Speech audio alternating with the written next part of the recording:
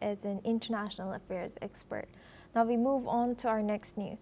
Hungarian Prime Minister Viktor Orbán has come out with a controversial statement saying that Ukraine has lost the war against Russia.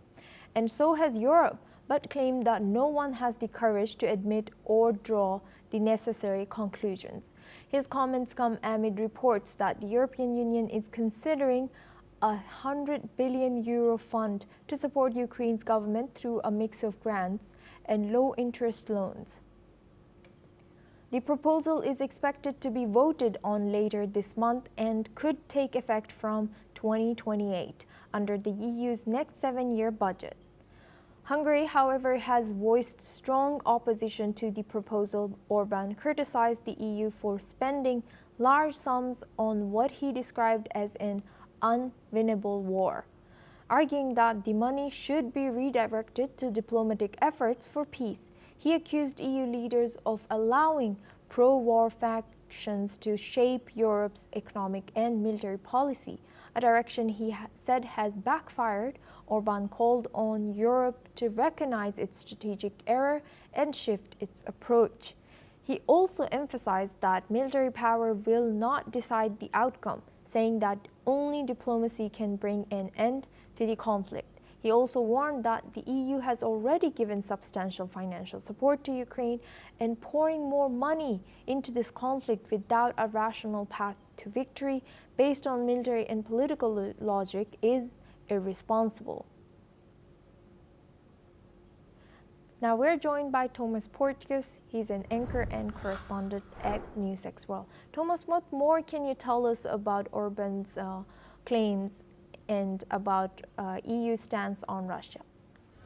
Well, as you've said, Suma, Viktor Orbán and Hungary are part of the European Union, the 32-country bloc, most of which are part of this different coalition of the winning bloc, who are supporters to Ukraine.